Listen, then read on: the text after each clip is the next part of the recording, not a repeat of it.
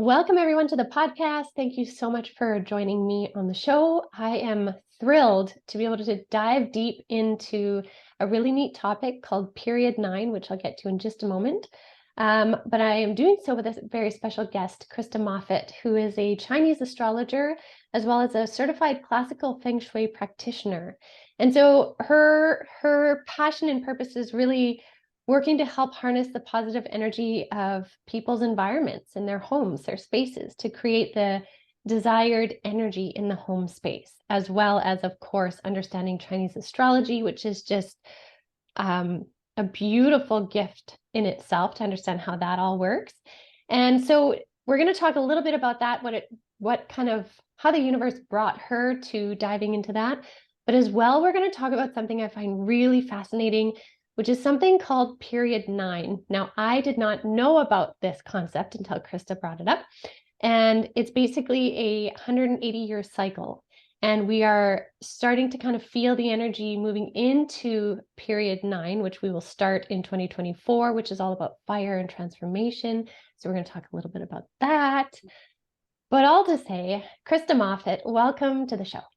Thank you. It's really nice to be here, Ginette. Yeah, it's so fun to have you. I'm really excited to dive in. But before we get to Period 9, which I just can't wait to figure out and understand more of, what got you into Chinese astrology and classical Feng Shui? What in your life brought you to that? Yes, well, it's kind of all started in 2020 when everyone was questioning, what is going on in the world. I found myself really questioning everything. And I spent a lot of that year in meditation and contemplation, just trying to figure out what it is that I want to do with this new evolving world that we're coming into.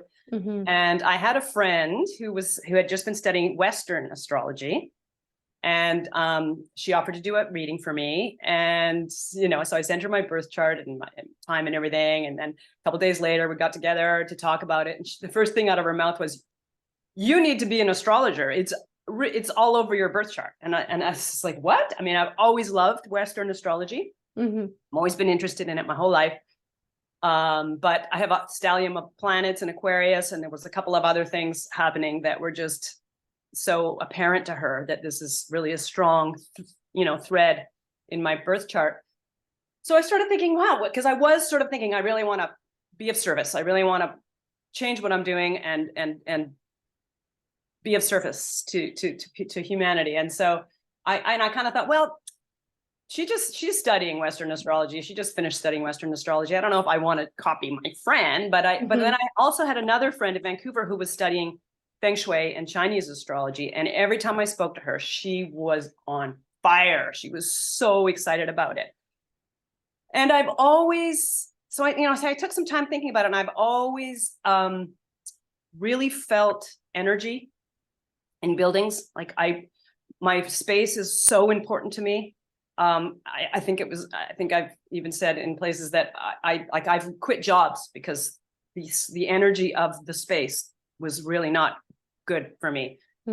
So and then when I told my friends that I was studying Feng Shui, they're like, well, of course you are. Your house, it's there. You're already doing it. And what I did learn is that I was already doing it. Many of us are already working with energy and we don't even know it. For instance, you probably sit in a chair that's your favorite chair. That's probably one of your good sectors, or you're facing a direction that's one of your good directions. So so I looked into, doing a bit of a segue here, looked into the teacher in Vancouver, met her over Zoom, and I signed up within a month for her mastery course and studied for a solid year over Zoom, over e-classes, and then so I've been studying with her since then, because I continue to take courses with her. I think it's a lifelong, one of those things that you can study forever. I would imagine so. Yeah. Yes. And so you were saying that Chinese astrology is absolutely a base piece of classical Feng Shui, correct? Yes. So classical Feng Shui is the real thing that came out of China. And a lot of it was hidden for a long time. Documents were burned, and it was, you couldn't get this information for a long time. Only the masters, only specific, chosen people could study this. And it just started to come out in the 70s. And a version of Feng Shui came to America, or the West, let's say, that was sort of a little bit dumbed down. And it's a perfectly great way to do Feng Shui. It's just different. Classical is based on ancient formulas. And we look at the house and the people in the house. So it's based on each person in the house. It's not everyone. This is your wealth sector. This is your relation sector. So you have to look at the birth date and the birth chart of every person in the house in order to help them find their good sectors and their good directions and things like that. So it absolutely have to also studied Chinese astrology with this master in Vancouver. Yeah. So you know what's so interesting, and the timing of this is really neat. Actually, I had a client just last week, and they were moving, and in the session, all of a sudden came this information about the house. The house they were moving into had a certain energy to it. Yes. And it was almost like we could say it was an offshoot of Gaia.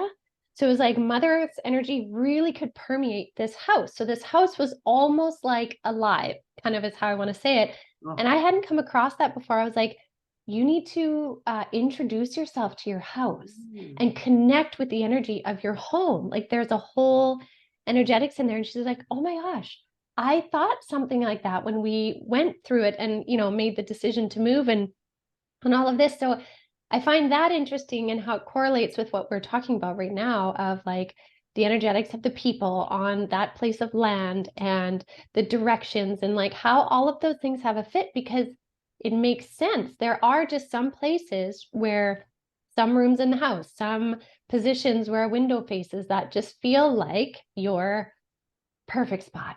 Yes. Yeah. Yeah. So buildings have birth charts too. And the front door is the antenna, basically. Oh, the antenna to the world.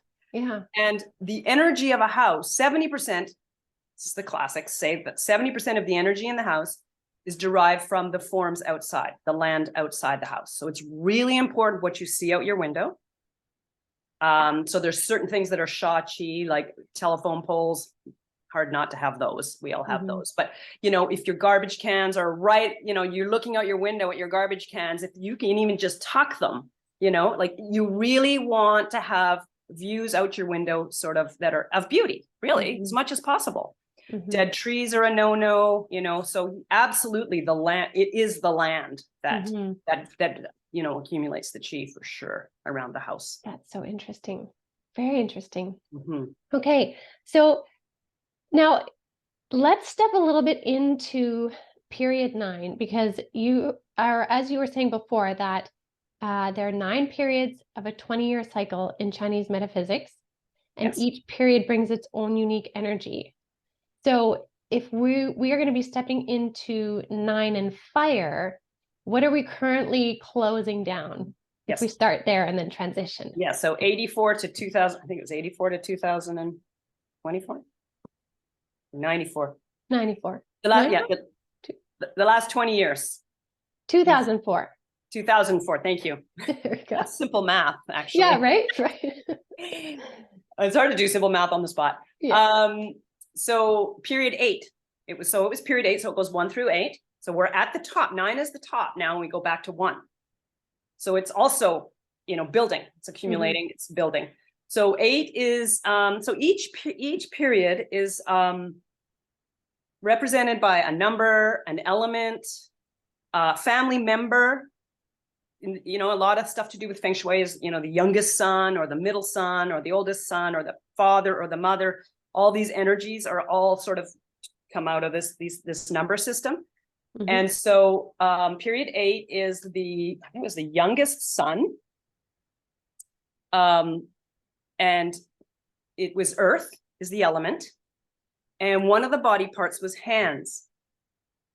So my teacher talks about it this way, that period 8, who made really good money in period 8 was young men using their hands in technology. And we all used our hands a lot in the last 20 years, with our phones. That's all new, with the phone and the computers being really prominent and things like that. Also, 8 is represented by earth. So it's real estate. Did we not all just watch real estate go out of control everywhere? Yes. And so that's what period 8 was. very slow. So Earth is a slow moving as well. So it was kind of a slower time. Fire moves very fast. So that's going to be a difference. Make sure I got that right. Period 8 being youngest son. Yes, I did get that right. So moving into period 9, now we move into fire. It's really already starting to build. We can already see that with the fires literally that have been happening. So totally. And, you know, I have to say too, my guides have been using fire as a reference nonstop for the symbolism of our transition and what we're moving into. Even before these fires started, fire was like the element. They were like, you need to get to know fire now. And I was like, oh, okay. And I love how it corresponds with period 9 and the build up to it. Yeah. Yes. And it also corresponds a lot with what's going on with Pluto, like the Western astrology, Pluto and Saturn moving into, you know, Aquarius and Pisces and things like that, because it, you know, what's on the rise. So the things that are, so let's start with period, let's start at the beginning. Period 9 is fire, transformation. We're watching it in our, you know, before our very eyes. It's happening to us all. We can all feel the transformation that's happening. It's global. Things are changing and rapidly, very rapidly. So we can already feel as period 9, you know, we're already feeling it a year or two before. So it is slowly getting there. But period 9 is middle-aged. So the middle daughter, middle-aged women. So it can be correlated to somebody, a demographic. So you take the family member that they say it's represented by, and you correlate it to the demographics. So middle-aged women, the body part is heart and eyes and mind. So, and fire is spirituality. Fire is, you know, fast moving. Fire is transformation. What are all the other things that you can say about fire? It's fast. It's action. It illuminates. Yeah. Sorry, what did you say? Action oriented, like it actually gets something done. It's not stagnant. Creativity. It also, that's a big one. It illuminates things. It exposes things. Yes. So here, I think a lot of what's happening with people is they're being shown what they need to work through in order to transcend, in order to grow. That's a lot of what's going on. We all feel it, I think. And that's interesting too, because another thing, again, like these neat snippets, my guides have been showing me consistent symbols of the phoenix rising from the ashes, right? Like from the ashes of transformation can come new things. And so I find that really interesting, again, the timeliness of it. Yes. It's, you know, it's everywhere. It's just different language, same message. I agree. I see it in all kinds of different, you know, metaphysics and things that I look at, modalities. So if it's connected to, say, the feminine, more the divine feminine, will we see then a greater shift in feminine, like female or feminine embodied leaders, or those that lead? No question. And those that lead with more grace and compassion versus forced and say defined structure. Yeah, it's the co-creative. It's the co-creative divine feminine. And so absolutely. So there's going to be a lot of collaboration where there isn't one top leader. It's everybody's leading. You already see, I mean, there's always been lots of women's groups, but you see that on the rise, women getting together. My teacher says it's beautifully. She says, if you're a middle-aged woman and you're doing work in spirituality or metaphysics and it comes from the heart, you're set.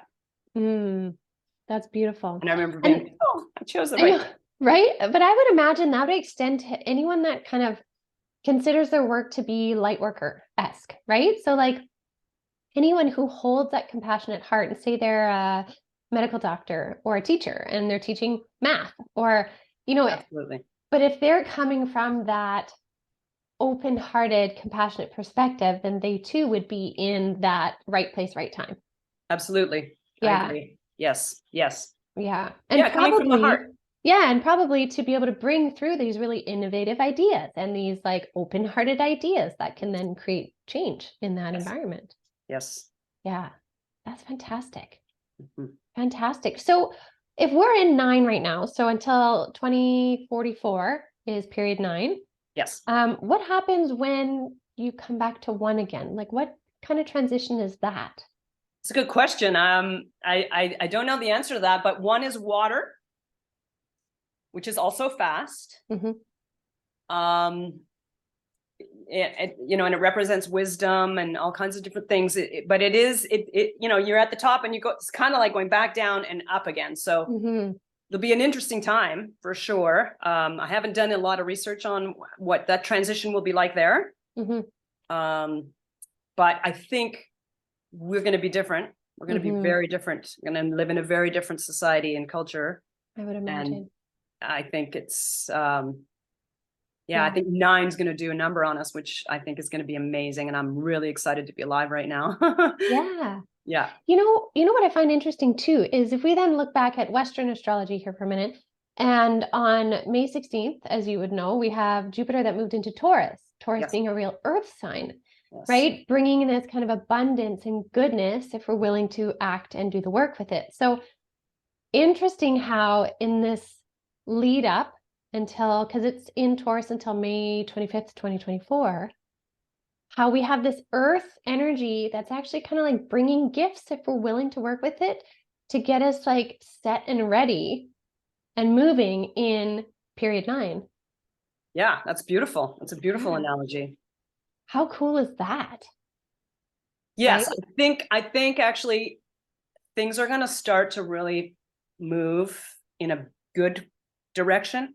I think I just feel like 2024, all the lead up to 2024, and then like things are going to start to feel really different and better than they have been. Things the structures that need to fall are going to fall. We're going to, the veils are thinning, and like all the things that are so fascinating and so life affirming are happening, and it's all has to do with what's happening in the stars and even the other philosophies and modalities that are talking about these changes and shifts. So then people would really be starting to, I know personally I am noticing the presence of the fire and the transformations already, but would you say a majority of people would start to notice this presence of fire too, like in their world already, or would people notice more of a significant change starting January 2024?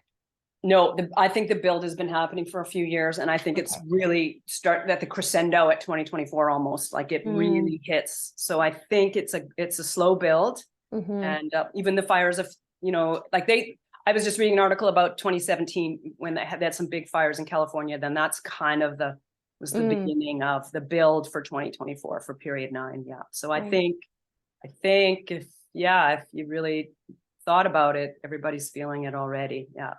That's so interesting. So how can people take this energy of fire that we're stepping into, and how can they, through like a Feng Shui perspective, bring the element or bring that energy into their life or into their home? Like, what are some things people can do to almost help honor that element and what it's here for, or the period that we're stepping into?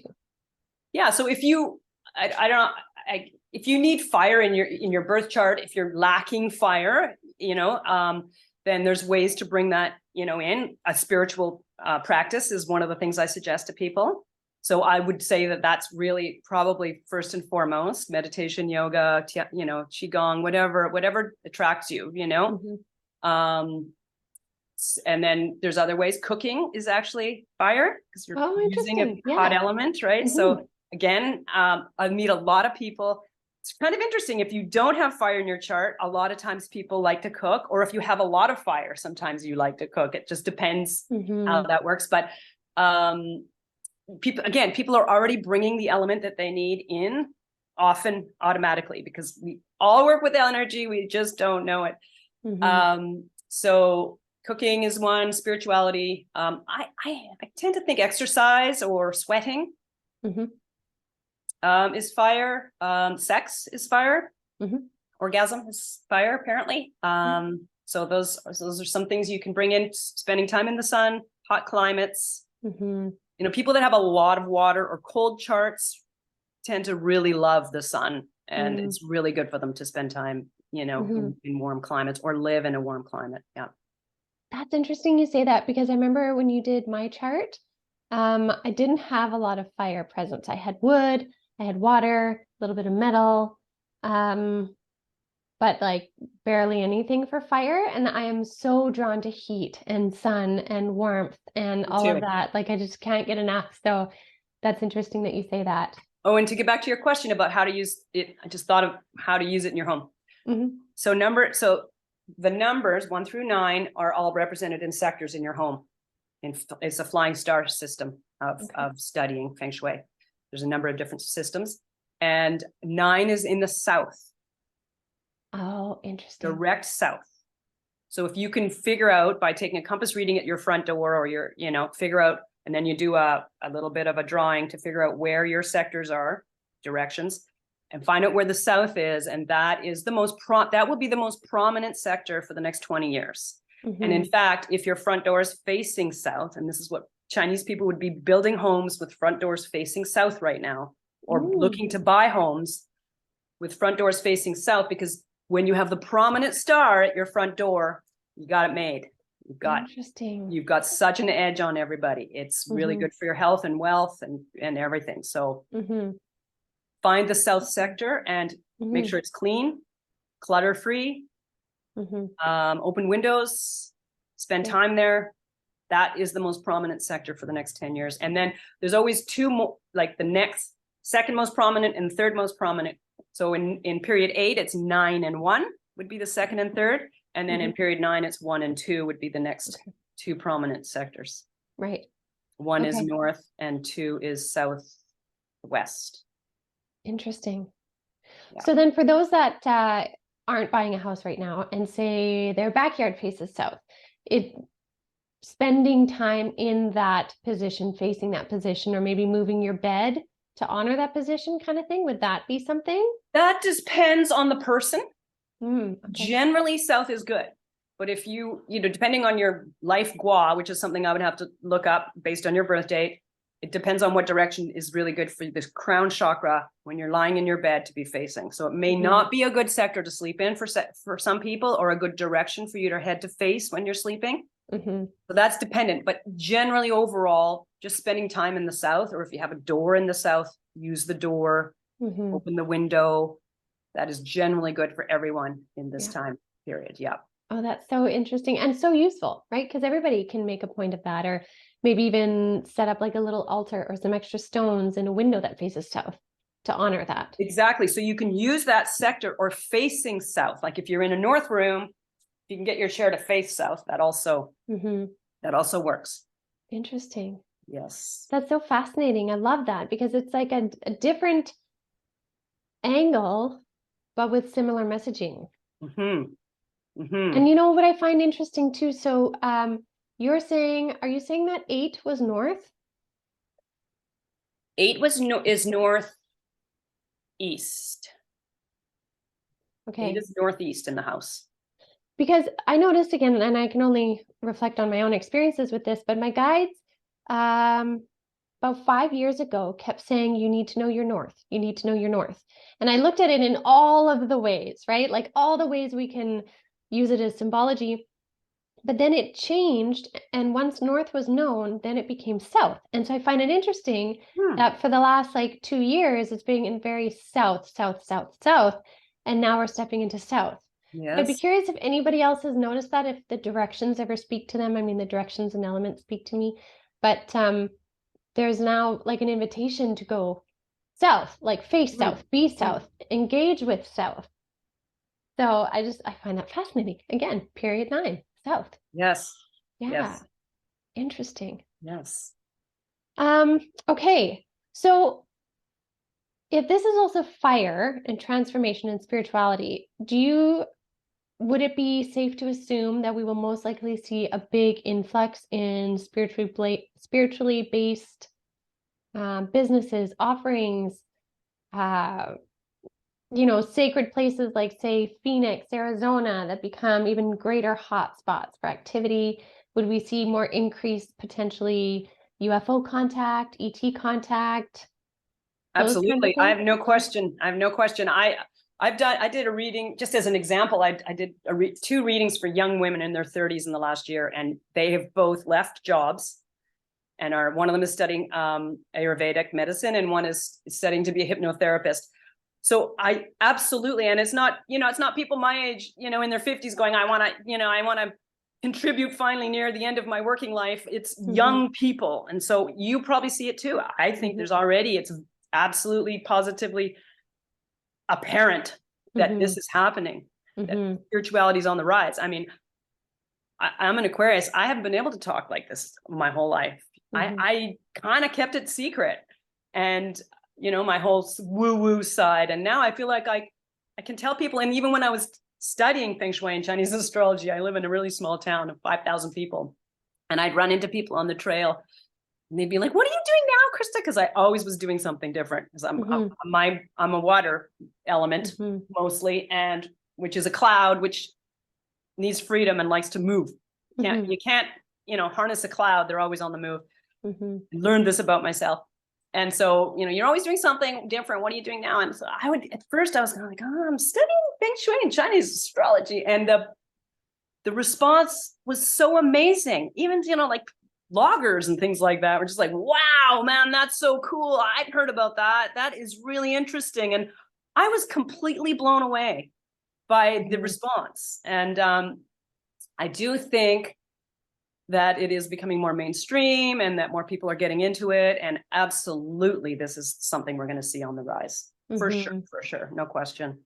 Yeah, I feel that too. And you're right that like to talk about spiritually based practices is much more commonplace. I know I even hesitate the last several years less now to say what I do. Right. And even like, like I was talking to my physio the other day, and he's like, yeah, so what do you do? Because we were talking kinesiology, because my degree is in kinesiology. So I understand injury rehab and all of that. And he was helping me rehab my torn calf muscle. Oh, yeah. Anyways, in that though, I said, but what I actually do, I used to do kin, but now I'm a medium.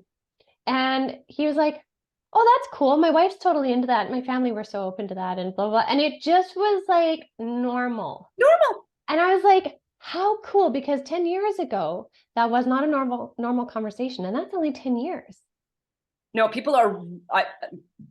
minds are expanding rapidly.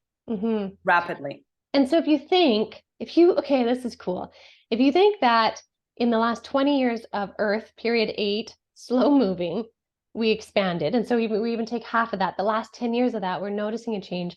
Now we're stepping into 9, which is fire. Can you imagine? Like you said, we're not going to be the same at all coming out of that one. No, this is transformation. This is big time transformation. Like you said, Phoenix out of the fire.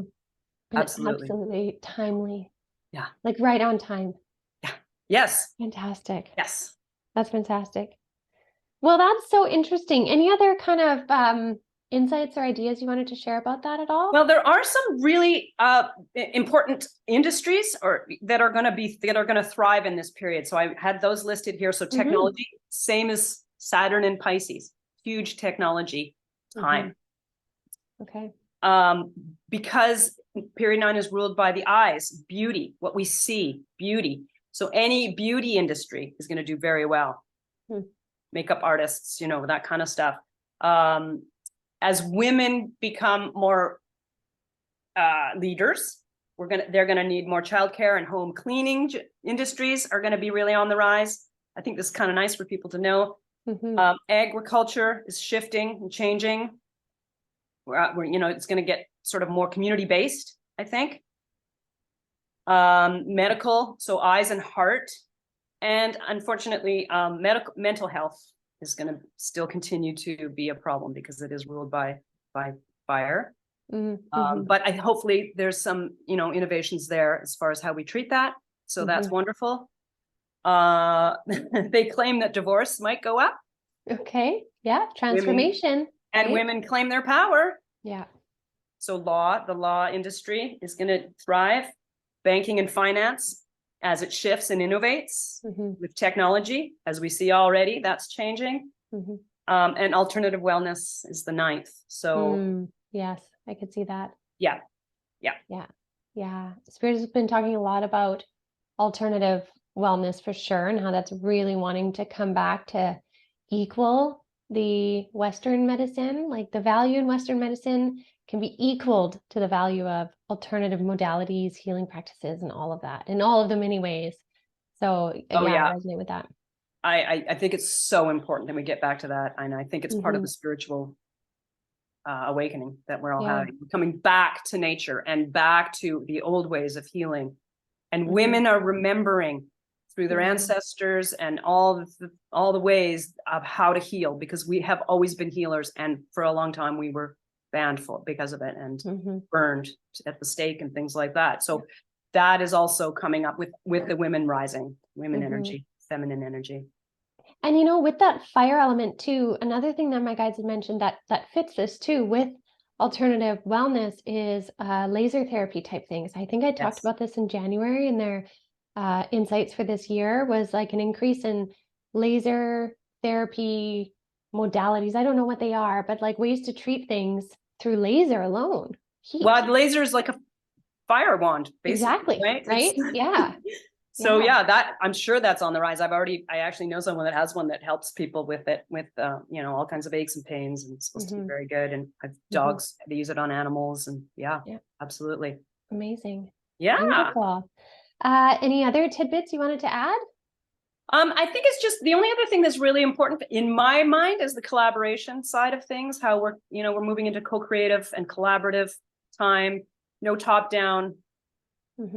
So I really try in my life to, collaborate with people. Like, how can I, if I'm trying to grow my business, how can I do that with a group of people or one other person? And so that we're all winners. There's no winning and losing anymore. It's all a win-win. And, that is the way, that's also the feminine way, the co-creative feminine way. And I think it's so beautiful. And I really try to do it as much as I can. And I think that's the kind of world that I want to live in. That makes a lot of sense. Yeah. Well, this is amazing. This has been very enlightening. And even like how much it aligns with what I've been getting too from a different perspective. Like, this makes me feel like many different spokes on a wheel coming together to get the wheel rolling. I think that's so fabulous. So if people want to connect with you, I'm going to put your website and such below, but you do offer classes and workshops, correct? Yes, I do. Yeah. What kind of classes or workshops do you offer? Introduction to Chinese astrology, so that you can look at your own chart and learn how to, the beginnings of how to read a chart, or you can look at your child's or your partner's or whatever. And I teach introduction to Feng Shui too, just to get you started on how to use the energy in your home. Okay. And then, just those at the moment, but working on some others. And you also do in-person consultations for like throughout the Kootenays and into Southern Alberta? Yeah. Yeah, that's fantastic. I would highly recommend it for those of you that are really wanting to really like dig into your energetic alignment, because I know that one of the other messages that's been so consistent to now is about alignments coming into being. So if we're living in a space that facilitates and honors our alignment, then we're even more aligned in our own energy, which then echoes that frequency, which then brings in what it is we're wanting.